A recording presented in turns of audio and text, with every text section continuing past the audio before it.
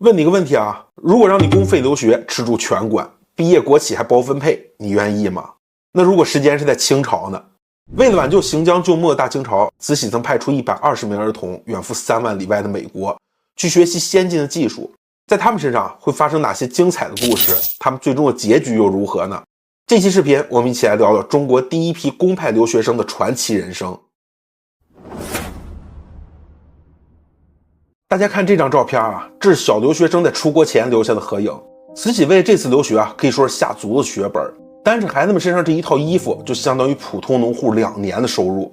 可如果你仔细看啊，就会发现照片里的小留学生虽然衣着华丽，但眼瞅着就要哭出来了。因为在当时清朝人眼里啊，外国约等于蛮荒之地，洋人呢约等于半兽人。而且这次留学的期限啊是整整15年，在当时啊，人们的平均寿命还不到40岁。这一走啊，说是永别也差不多。这就好比派你去非洲食人部落学习烹饪技术，为期30年，换你能高兴吗？所以啊，派谁去成了当时清政府面临的最大难题。无奈之下，招生官员只好按照各地官府推荐名单，一家家去劝说。可是即便如此啊，招生工作依旧困难重重。在广东南海的一个小村子里，村民詹万红在官员的劝说下，给自己儿子报名留学。可是刚回到村子啊，就听见几个大娘说，长毛碧眼的西方蛮人会把中国小孩皮活剥下来，然后贴上狗皮当做怪物展览赚钱。一边说还一边比划，那叫一个生动。吓得詹万红啊，急忙跑回官府将报名取消。万幸啊，詹家有一个好邻居，曾经在香港工作，也算是吃过见过了。听说了这件事啊，他极力劝说詹万红让儿子去留学，甚至许诺啊，只要詹家的孩子留学归来，他就将自己的女儿嫁入詹家。在儿媳妇的诱惑下，詹万红才勉强同意给儿子报名。这个险些与留学擦肩而过的小男孩叫詹天佑。通过招生官员的不断努力，留学生终于招满了。很快啊，出发的日期到来了。上海吴淞港的码头上，地方官员、幼童家属和上海的百姓纷纷前来为这些小留学生送行。在幼童父母的眼泪和一声声撕心裂肺的哭喊声中，轮船拉响汽笛，缓缓启动，逐渐驶向那个充满未知的大洋彼岸。美国给这些小留学生留下的第一印象是，恍若踏入了《山海经》所述异域，目之所及皆非人间应有之物。翻译一下，就是我穿越了吧。他们到达美国第一站旧金山，就感受到科技带来的深深震撼。街边的楼房比紫禁城中的太和殿还要高大，建筑中那个叫做电梯的铁箱子，只要站进去就可以把人送到高处。小留学生温炳忠回忆啊，当夜幕降临，他们第一次见到亮起的电灯，如同天河倾泻，夺星月之色。孩子们甚至会对着拧一下就能冒出热水的水龙头下跪磕头，高喊龙王显灵。清朝小留学生们根本无法想象这些科技给当时美国人的生活带来了怎样的便利。更让所有人想象不到的是，就在几年之后，美国将研发一台改变所有人生活方式的机器。1880年，第一台蒸汽洗衣机在美国问世，这代表着机器开始将人力从繁重的洗衣工作中解放出来。经过100多年的发展，现在洗衣机已经成为了每个家庭不可或缺的电器。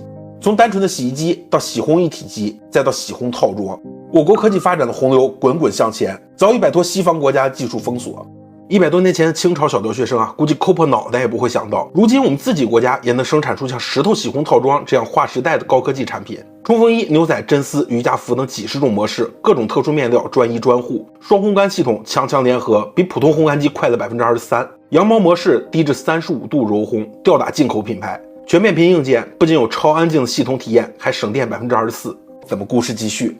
经过几天短暂的停留，小留学生们坐上火车前往此行的最终目的地康涅狄格州首府哈特福德。前往哈特福德的火车同样让所有人惊叹不已。长长的火车在大地上飞驰，一天啊就可以跑出一站快马1个月的路程。小詹天佑暗暗下定决心啊，有朝一日一定要为中国人建设自己的铁路，让火车也飞驰在华夏的大地上。这趟火车之旅啊，学生们还有幸见识了美国西部土特产火车劫匪。劫匪在抢劫财物之后呢，还顺手破坏了火车头。火车司机迫不得已啊，只好到最近的火车站发电报求助。这个能向千里之外发送消息的小盒子，给留学生唐元战内心留下了深刻的印象。孩子们有惊无险地到达哈特福德之后啊，受到当地官员热情接待。为了让孩子们更好地融入美国的生活，政府决定将孩子们按照2人一组分散在15个美国寄宿家庭中。此时啊，这些小留学生们还沉浸在对周遭事物的好奇中，并没有意识到自己即将面对的文化冲击将比之前科技带来的冲击更加强烈和直观。在一次参加家庭聚会时家中的小女孩为了表示友好，主动和留学生唐少义握手。唐少义被吓得面红如血，如同触电般连退好几步。在学校里，这些金发的少女和小留学生们并肩而坐，这些场景看随行的中国官员眼中变成了以女抛头露面、男女混杂、时尚风化的朝廷密奏飞回了北京。文化带来的冲击是双向的，周边美国居民对中国留学生也充满了好奇。一开始，因为每个孩子都留着长长辫子，这些美国人连小留学生的性别都没办法分辨，经常称呼他们为中国女孩。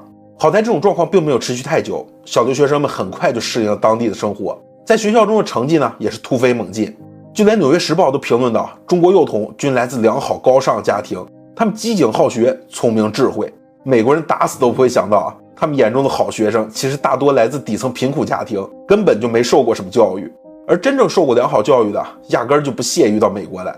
最终，这些小留学生们的刻苦学习获得了回报。在高中毕业时他们中有22个人考入耶鲁大学，8个人考入麻省理工，3个人考入哥伦比亚大学，1个人考入哈佛大学。可是随着时间的推移不知不觉间，一些东西开始在孩子们心中悄然崩塌。当教授在课堂上讲解独立宣言时说美国没有皇帝，人民应该由人民来管理。这个理论听在留学生梁敦彦的耳中简直是倒反天罡。他在寄给父亲的家书中困惑地问道，在美国人眼中，无君无父为什么还能维持国家稳定呢？在耶鲁大学化学课上，教授通过电解将水分离成了氢气和氧气。下课后，留学生邝荣光偷偷烧掉了自己随身携带的革质须知，因为这本书中断言五行不可分。慢慢的，这些孩子们见到中国官员也不再下跪了，甚至有人偷偷剪掉了辫子加入了教会。最终，留学生这些离经叛道的行为化作一封封密奏飞回了中国。光绪皇帝知道后大为震怒。1881年8月，光绪皇帝下令召回所有海外留学生。在得知这个消息后著名作家马克吐温和美国前总统格兰特分别向清政府递交书信，企图挽救这次留学计划。虽然这2封信获得了美国众多名流签名支持，可最终这场救援行动还是以失败收场。很快，所有留学生都踏上了归国的轮船，离别码头上没有欢声笑语，只有叹息与哭泣。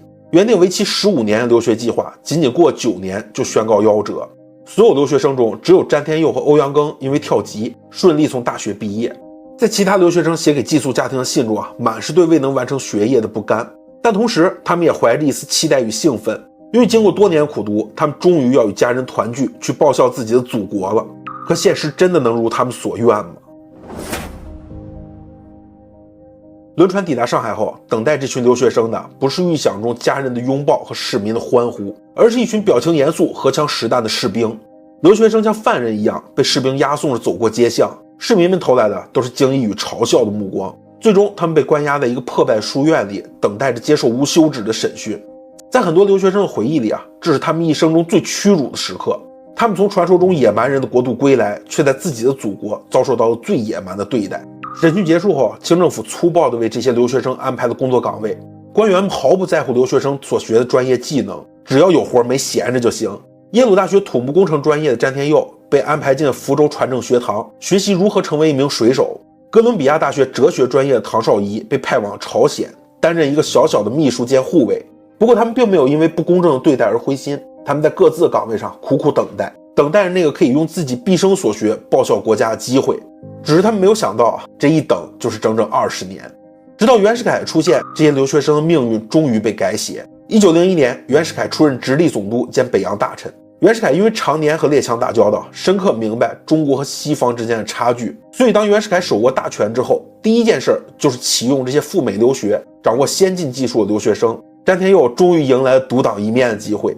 袁世凯将詹天佑任命为新义铁路总工程师，在詹天佑的带领下，这条铁路仅仅4个月就完工，这是历史上第一条完全由中国人筹款设计施工的铁路。现在我们很多历史书上会说京张铁路才是第一，大概是因为这条新义铁路从建成到废弃一共只用了2次，所以人们往往选择了忽略。新义铁路建成后，詹天佑的事业如同开了挂，他修建京张铁路成为了工业文明走进中国的象征，他编写的华英工程词汇成为了中国最早的土木工程词典，他参与制定的全国统一路政标准呢，成为了中国最全面的铁路建设准则，他是当之无愧的中国铁路之父。而留学生唐绍仪在袁世凯的提拔下出任天津海关道，正式进入权力中枢。在唐绍仪上任之后中国海关关税收入大幅增加，并且从列强手中收回了天津和秦皇岛口岸的管理权。但唐绍仪并没有因为袁世凯知遇之恩就对袁世凯阿谀奉承，反而时刻提醒自己保持爱国之心。当袁世凯要复辟称帝时，唐绍仪极力劝阻，出色的政治能力和刚正不阿的态度让他最终成为了民国首任国务总理。其他留学生也在各个领域展现出了惊人的才能。那个亲眼目睹火车司机用电报发送求助信息的唐元战，成为了民国第一任电报总局局长，中国电报事业奠基人之一。还有清华大学第一任校长唐国安，开平矿务局副局长吴养增，大清外交部部长梁敦彦，北洋大学校长蔡少基等等等等。无论在哪个领域他们都成为了推动中国发展的强大动力。当然也有个别留学生技能发展路线比较小众，比如照片中这个个子最小的男孩叫牛尚周，他比较擅长的是婚姻介绍。在美国留学期间牛尚周与学校旁边奶茶店的店员宋家树成为了好友，并撮合他和自己的姨妹倪桂珍成婚。婚后两人的生活非常幸福，一共育有6个子女，其中3个女儿的名字分别是宋霭龄、宋庆龄和宋美龄。牛尚周一个不经意间的举动造就了历史上大名鼎鼎的宋氏家族。